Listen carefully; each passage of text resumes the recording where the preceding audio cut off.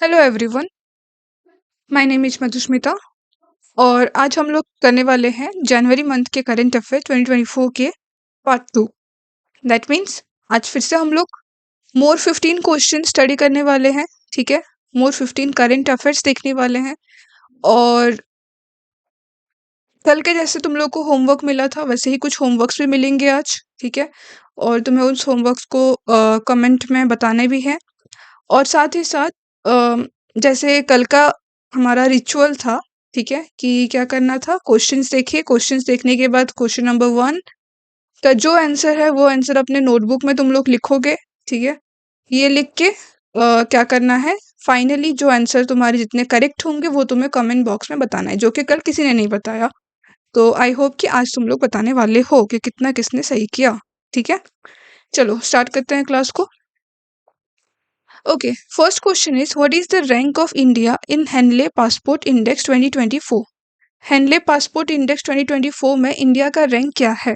ठीक है, सो अब हेनले पासपोर्ट इंडेक्स होता क्या है पहले ये समझ लेते हैं। ये होता है कि तुम्हारा मतलब हर एक कंट्री को जाने के लिए क्या होता है, एक पासपोर्ट होता है। ठीक है, एक पासपोर्ट अगर हमारे पास है एक पर्टिकुलर कंट्री को, मान लो मुझे यूएस जाना है तो मुझे यूएस के पासपोर्ट होने चाहिए मेरे पास। ठीक है, उसके बाद अगर मुझे किसी और कंट्री जाना है तो फिर क्या है, मेरे पास पासपोर्ट्स होने चाहिए, उस कंट्री को जाने के लिए मेरे पास परमिशन होने चाहिए। ठीक है, तो उस हिसाब से इंडिया को कितना रैंक मिला है, मतलब इंडिया के पासपोर्ट का स्ट्रेंथ कितना है, कितनी कंट्रीज को अलाउड है इंडिया को आना, परमिशन है। ठीक है, कितनी आसानी से पासपोर्ट मिल जाता है, ये सब कुछ हम लोग देखते हैं इस इंडेक्स के हिसाब से। तो इस हिसाब से इंडिया का रैंक क्या हो गया, इट इज 80th रैंक। ठीक है, इस साल इंडिया को मिला है 80 रैंक। तो अभी देखते हैं कुछ और कंट्रीज के बारे में, मतलब रैंक 1 किस किस कंट्री को मिला है, that is France, Germany, Italy, Japan, Singapore and Spain. ठीक है, तो इतने कंट्रीज को एटलीस्ट याद रखना है कि रैंक 1 में ये 6 कंट्रीज हैं, फ्रांस है, जर्मनी है, इटली है, जापान है, सिंगापुर है और स्पेन है। ठीक है, उसके बाद हम लोग 10th नंबर कंट्री भी याद रख सकते हैं, that is Iceland. Iceland 10th में आता है और यूएस का अगर कोई पूछे तो उसका आंसर भी हमें पता होना चाहिए, दैट इज इन रैंक 7। और हमारा कंट्री ये हो गया पासपोर्ट। ठीक है, तो ये हो गया 80th पोजीशन में है हमारा कंट्री। ठीक है, 80th पोजीशन। और कौन कौन है 80th पोजीशन में, सेनेगल भी है और टोगो भी है। तो एक बार तुम लोग को फाइंड करना है मैप में कि सेनेगल कौन से कंटिनेंट में आता है और टोगो कौन से कंटिनेंट में आता है। ठीक है, ये दोनों को तुम फाइंड करके बताओगे, ये तुम्हारा होमवर्क है। सेनेगल और टोगो का कंटिनेंट क्या है, ओके, कौन से कंटिनेंट में ये दो कंट्रीज आते हैं। अगर इंडिया का थोड़ा सा पास्ट देखा जाए तो 2017 में 87 रैंक था। ठीक है, 2018 में भी कुछ 87 के आसपास रैंक था। 2019 में 82 रैंक हो गया, 2020 में भी 82 ही था, 2021 में 90 रैंक हो गया था। ठीक है, बढ़ गया था। 2022 में 2022 में 83 रैंक था और 2023 में 84 रैंक था। अभी हम 80 रैंक पे आ चुके हैं। ठीक है, जितना ऊपर जाते जाएंगे उतना ही हमारे पासपोर्ट का स्ट्रेंथ इंक्रीज होता जाएगा। ठीक है, मतलब कोई भी किसी का भी इन्फ्लुएंस नहीं रहेगा उसमें और उसका स्ट्रेंथ बहुत ज़्यादा इंक्रीज होते जाएगा। वो वही ये पासपोर्ट रैंक दिखाता है। अभी नेक्स्ट क्वेश्चन की तरफ चलते हैं। नेक्स्ट क्वेश्चन है who has inaugurated Atal Setu, India's longest sea bridge. Okay, देखो क्वेश्चन में ही एक और क्वेश्चन तुम्हें पता चल गया कि अटल सेतु जो है वो इंडिया का क्या है, लॉन्गेस्ट सी ब्रिज है। सी ब्रिज यानी कि एक सी होगा और सी के ऊपर जो ब्रिज बनाया गया होता है उसको हम सी ब्रिज बोलते हैं। और सबसे लॉन्गेस्ट कौन सा है, दैट इज अटल सेतु। ठीक है, वो है अटल सेतु और इसका अगर लेंथ देखा जाए तो समवट अबाउट 21 किलोमीटर है ये। ठीक है, 21 किलोमीटर का सेतु है ये, सेतु यानी कि ब्रिज होता है। और कहाँ से कहाँ तक लेके जाएगा, सेकंड क्वेश्चन अगर मैं पूछूं तो ये ब्रिज कहाँ से कहाँ तक जोड़ता है, इट कनेक्ट्स मुंबई टू नावी मुंबई। ठीक है, मुंबई से नावी मुंबई को ये कनेक्ट करता है। और उसके बाद अभी हम क्वेश्चन पे आ जाते हैं। तो क्वेश्चन क्या बोला है कि किसने इसे इनॉग्रेट किया है। तो टेक योर टाइम, अपना टाइम लो और पॉज करो वीडियो को और अपना आंसर बताओ कि क्या होना चाहिए। कौन कौन है ऑप्शंस में? नितिन गडकरी, नरेंद्र मोदी, राजनाथ सिंह या फिर अमित शाह। इन चारों में से कौन हो सकते हैं जिन्होंने इनैगोरेट किया है अटल सेतु का? So answer will B Narendra Modi. ठीक है, आंसर क्या होगा? नरेंद्र मोदी। तो इसमें क्या क्या याद रखना था तुम्हें? फर्स्ट था कि इसका लेंथ कितना है, दैट इज 21 किलोमीटर। ये क्या है? लॉन्गेस्ट सी ब्रिज है इंडिया का। और तीसरा है किस किस को कनेक्ट करता है? मुंबई से नवी मुंबई। और इसे इनैगोरेट किसने किया? नरेंद्र मोदी ने। तो 4 questions in a single question. ठीक है, एक क्वेश्चन में हमें 4 क्वेश्चन पता चल गए। Next, 16th BRICS summit 2024 hosted by which country? ठीक है, ब्रिक्स समिट उसका 16 सेशन था 2024 में। कौन से कंट्री के द्वारा इसे होस्ट किया गया है, ये क्वेश्चन पूछा है।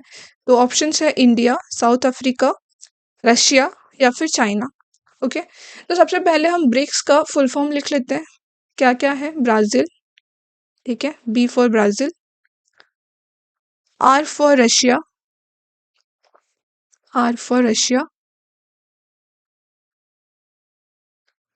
Next I for India, I का मतलब हो गया क्या? इंडिया। उसके बाद सी फॉर चाइना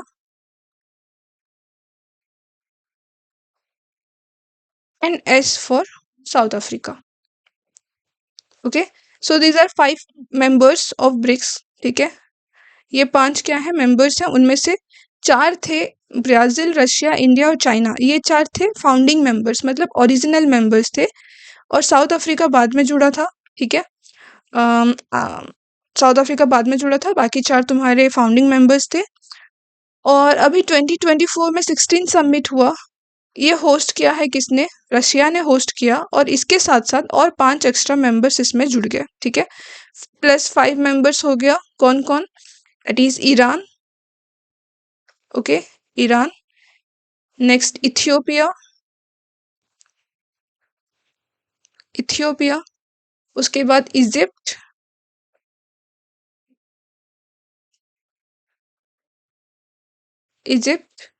और उसके बाद आ गया कौन? UAE and Saudi Arabia. ठीक है, these are 5 countries, 5 more countries जो कि 2024 में 16 समिट में क्या हुए हैं? मेंबर्स बने हैं ब्रिक्स के। ठीक है, ब्रिक्स के मेंबर ये लोग बने हैं। तो ये 10 नाम हमें याद रखने हैं। पहले 5 जो कि इसी नाम से ही पता चल रहा है, एक्रोनिम से। ठीक है, Brazil, Russia, India, China and south Africa. और बाकी के 5 that is Iran, Ethiopia, Egypt, UAE and Saudi Arabia. ठीक है, ये टोटल है 10 मेंबर्स किसके? ब्रिक्स के। ठीक है, ओके, सो यहाँ पे भी लिखा गया है recently 5 Nations become the member of BRICS, that is Iran, Saudi Arabia, UAE, Egypt and Ethiopia. Okay, एक और क्वेश्चन यहाँ पे हम राइज कर सकते हैं कि ब्रिक्स बना कब था? 2009 में बना था। ठीक है, और इसका हेडक्वार्टर कहाँ पर है? हेडक्वार्टर है सांघाई में। सांघाई कहाँ है? चाइना में। ठीक है, ओके, और इसके मेंबर्स पहले से कौन कौन थे? Brazil, Russia, India, China and south Africa, और बाकी के अभी के 5 न्यू मेंबर्स। इतने चीज याद रखने। Next, which product from Andhra Pradesh received the gold award under agriculture category in the one district one product award 2023? ठीक है, one district one product award 2023 में इनमें से कौन सी चीज है जिसको गोल्ड अवार्ड मिला है एग्रीकल्चर की कैटेगरी में? ठीक है, एग्रीकल्चर की कैटेगरी में गोल्ड अवार्ड मिला है, and that too from Andhra Pradesh. वो आंध्र प्रदेश से होना चाहिए। तो क्या क्या ऑप्शन में है? ऑप्शन में है Uppada Jamdani sari, Araku coffee, red rice या फिर साजा स्टोन क्राफ्ट। अब देखो, अगर हम ऑप्शंस को देखें तो पहला ऑप्शन तो एक साड़ी के बारे में बताया है, मतलब कि ये एग्रीकल्चर प्रोडक्ट नहीं हो सकता। ठीक है, हमें एग्रीकल्चर प्रोडक्ट देखना है। सेकंड में अराकू कॉफी है। ठीक है, थर्ड में रेड राइस है, ये भी एग्रीकल्चर प्रोडक्ट है। फोर्थ में दिया है साजर स्टोन क्राफ्ट। ठीक है, साजर स्टोन क्राफ्ट ये भी तो कोई एग्रीकल्चर प्रोडक्ट नहीं है। तो फिर ए एंड डी तो ऑप्शन होगा नहीं। ठीक है, ये 2 ऑप्शन हट गए। उसके बाद बचा हमारे पास 2 options, Araku coffee and red rice. So answer क्या हो जाएगा? अराकू कॉफी। ये होता है कहाँ से? आंध्र प्रदेश से, जिसको गोल्ड अवार्ड मिला है। ठीक है, तो एक बार हम सभी का फोटो देख लेते हैं।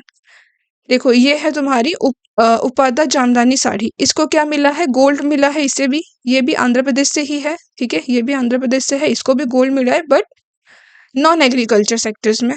ओके, नॉन एग्रीकल्चर कैटेगरी में इसको क्या मिला है? गोल्ड मिला है आंध्र प्रदेश से। ये हो गया तुम्हारा अराकू कॉफी, जिसको गोल्ड मिला है आंध्र प्रदेश से, बट फ्रॉम एग्रीकल्चर कैटेगरी, ठीक है, आंध्र प्रदेश का है ये, और एग्रीकल्चर कैटेगरी में गोल्ड मिला है। उसके बाद ये हो गया रेड राइस। रेड राइस को सिल्वर मिला है, कहाँ से? उत्तराखंड से है ये, ठीक है, ये उत्तराखंड से है, और इसको एग्रीकल्चर कैटेगरी में गोल्ड सिल्वर मिला है।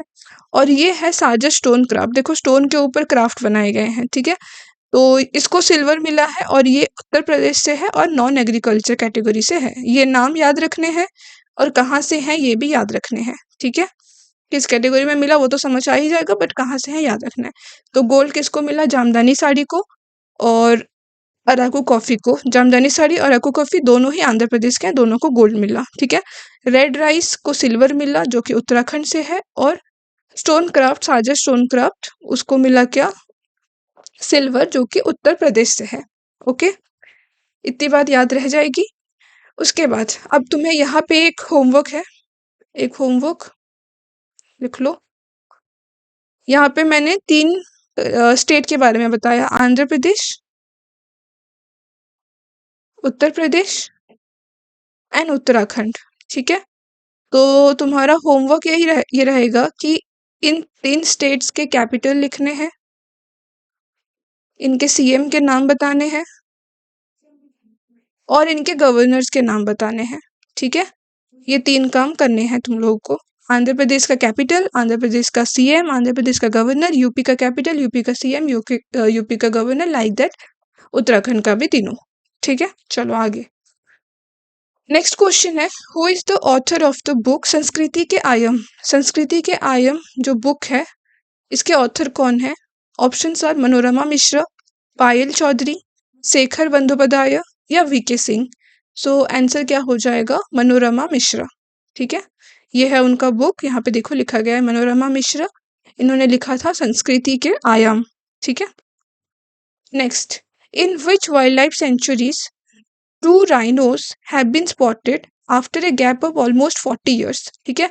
अब ये चीज न्यूज में था, क्या बोला था कि ये 40 साल के बाद, ठीक है, 40 ईयर्स के बाद हमें 2 राइनोसरस देखने को मिले। कहाँ पर? एक ऐसा वाइल्ड लाइफ सेंचुरी है जहाँ पे हमें आफ्टर 40 ईयर्स, 40 साल के गैप के बाद, ठीक है, 40 साल तक दिखे नहीं थे, 40 साल के गैप के बाद 2 राइनोसरस हमें देखने को मिले हैं। तो वो इनमें से कौन सा हो सकता है? Jim Corbett wild life sanctuary, या रणथंभौर नेशनल पार्क, या लाउखोवा बुराचापोरी वाइल्ड लाइफ सेंचुरी, या फिर सुंदरबन वाइल्ड लाइफ सेंचुरी। सो आंसर क्या होगा? देखो ये राइनोस 2 मिले हैं, यही 2 राइनोस हैं। आंसर होगा तुम्हारा लाउखोवा बुराचापारी वाइल्ड लाइफ सेंचुरी। अब इसमें भी एक होमवर्क है तुम लोग के लिए कि ये चारों जो नेशनल पार्क या फिर वाइल्ड लाइफ सेंचुरी दिए गए हैं, ये कौन कौन के से स्टेट्स में है, ठीक है। ये बताना है तुमको कि कौन से स्टेट्स में ये बिलोंग करते हैं, कौन से स्टेट्स में ये हैं। Next 7 question, which state became the first to have mobile app for state information commission? State information commission मतलब इंफॉर्मेशन प्रोवाइड करने वाली जो कमीशन है, ठीक है, उसके लिए कौन सा स्टेट है जिसने पहली बार मोबाइल ऐप बनाया हुआ है? महाराष्ट्र है, या यूपी है, या तमिलनाडु, या कर्नाटका? कौन सा स्टेट है वो? दैट इज उत्तर प्रदेश, ठीक है। उत्तर प्रदेश ने क्या किया है? उत्तर प्रदेश ने मोबाइल ऐप बनाया है, जो कि कंट्री में फर्स्ट स्टेट बन गया स्टेट इंफॉर्मेशन कमीशन के लिए, ठीक है। सो ये है उत्तर प्रदेश का map. If you are aware with this, अच्छी बात है, नहीं पता है तो जान लो मैप में उत्तर प्रदेश यहाँ सिचुएटेड है, ठीक है। और ये होमवर्क तो पहले ही दे चुकी हूँ कि यूपी के सीएम, कैपिटल एंड गवर्नर के बारे में बताना है, ठीक है। चलो next question, which city was awarded best Safai Mitra सुरक्षित शहर एट द स्वच्छ सर्वेक्षण अवार्ड 2023, ठीक है। कौन सी सिटी को, क्वेश्चन क्या बोल रहा है कि इनमें से कौन सी सिटी है जिसको बेस्ट सफाई मित्र सुरक्षित शहर बनाया गया है, ठीक है। मतलब सफाई मित्र मतलब कौन? जो लोग सफाई करते हैं, ठीक है, साफ सफाई जो करते हैं, वो लोगों के लिए सबसे सुरक्षित शहर इनमें से कौन सा है? अकॉर्डिंग टू स्वच्छ सर्वेक्षण अवार्ड। ठीक है, मुंबई है, चेन्नई है, चंडीगढ़ है या फिर कोलकाता है। सो आंसर क्या होना चाहिए? Answer will B Chandigarh. Okay, answer हो जाएगा चंडीगढ़। चंडीगढ़ को हम क्या बोलते हैं? The city of beautiful. ठीक है, सुंदर सुंदर लोग रहते हैं वहां पर, इसलिए सिटी ऑफ ब्यूटीफुल कहा जाता है। ठीक है, चलो next. Which space company successfully launched the first direct-to-cell Starlink satellites? Question क्या बताया कि कौन सा स्पेस कंपनी, इनमें से कौन सा स्पेस कंपनी, नासा है या ईसा है या फिर स्पेस एक्स है या फिर ब्लू ओरिजिन है, ठीक है, इनमें से कौन है जिसने लॉन्च किया direct to cell Starlink satellite? Okay, अब इसमें से हमें बस नाम याद रखना है, एक चीज स्टारलिंक और एक दूसरा चीज डायरेक्ट टू सेल। अगर इतना याद रख लिए तो हमारा आंसर बन जाएगा। ठीक है, स्टारलिंक किसके साथ रिलेटेड है? एक सेकंड मैं तुम्हें फोटो दिखाती हूँ। आई थिंक इस पर्सन को जानते होगे सब कोई। कौन है ये? Elon Musk. ठीक है, और इसकी कंपनी का नाम यहाँ पे बड़े बड़े से लिखा गया है, क्या है? सिर्फ एक्स लिखा है, तो फिर स्पेस एक्स। ठीक है, स्पेस एक्स है, तो स्पेस एक्स ही वही कंपनी है जो कि स्टारलिंक प्रोजेक्ट लेके आया है, तो आंसर क्या हो जाएगा? Space x. Okay, next. Who has been honored with the prestigious MS Swaminathan Award for contribution in agronomy? अब मेरे ख्याल से तुम लोग को MS स्वामीनाथन कौन थे पता होगा। ठीक है, अगर नहीं पता तो क्या है वो? Father of green revolution. Okay, he was the father of green revolution. MS Swaminathan कौन थे? फादर ऑफ ग्रीन रेवोल्यूशन थे, ये बात याद रखनी है हर किसी को। MS Swaminathan was the father of green revolution. ठीक है, तो ग्रीन रेवोल्यूशन थे, मतलब कोई ना कोई क्या होगा? एग्रीकल्चर रिलेटेड ही अवार्ड उनके नाम पे दिया जा रहा होगा। तो इनमें से किसको एग्रोनॉमी के ऊपर MS स्वामीनाथन अवार्ड दिया गया है? क्या वो शांतिश्री धुलीपुदी पंडित है या फिर प्रोफेसर योगेश सिंह या अनु श्रींगला थे या फिर professor BR Kamboj? So answer क्या हो जाएगा? ये जिनको मिला है वो हरियाणा के हैं, and answer will be professor BR Kamboj. Okay, professor BR Kamboj हो जाएगा answer. He is that person. Okay, next. अभी एज यूजुअल जैसे मैंने बताया था कि 5 मिनिस्ट्रीज हम देखेंगे अभी। तो जनवरी का करंट खत्म हुआ यहाँ पर 10 में, उसके बाद हम 5 मिनिस्ट्रीज देखेंगे। तो पहला क्वेश्चन है, who is the present home ministers? Home affairs ministers कौन है अभी? नरेंद्र मोदी, राजनाथ सिंह, अमित शाह या फिर नितिन जयराम गडकरी? कौन होंगे आंसर? ये सबको पता होना चाहिए। Answer will B Amit Shah. ठीक है, अमित शाह है हमारे present home affair minister. Next, who is the current minister of cooperation? Cooperation के मिनिस्टर कौन है करंट? नरेंद्र मोदी, राजनाथ सिंह, अमित शाह या फिर Nitin Jairam Gadkari? Again Amit Shah will be the answer. Okay, next, who is the minister of road transport and highways? ये भी I think सबको पता होगा। रोड ट्रांसपोर्ट और हाईवे के करंट मिनिस्टर कौन है? नरेंद्र मोदी है या राजनाथ सिंह है या अमित शाह या फिर नितिन जयराम गडकरी जी हैं? तो answer will B Nitin Jairam Gadkari. Okay, उसके बाद who is handling the ministry of health and family welfare? ठीक है, हेल्थ और फैमिली वेलफेयर के मिनिस्ट्री कौन हैंडल कर रहे हैं? शिवराज सिंह चौहान, जगत प्रकाश नड्डा, अमित शाह या नितिन जयराम गडकरी? मैं तुम्हें फोटो दिखा रही हूँ एंड लेट्स सी कि तुम लोग जानते हो कि नहीं जानते। ये हैं वो पर्सन जो कि health and family welfare ministry handle कर रहे हैं। तो आंसर क्या है इनका नाम? Jagat Prakash Nadda. Okay, next question is and last question, who is the current minister of chemicals and fertiliser? ठीक है, केमिकल्स और फर्टिलाइजर के करेंट मिनिस्टर कौन है इनमें से? दैट इज ऑल्सो जगत प्रकाश नड्डा।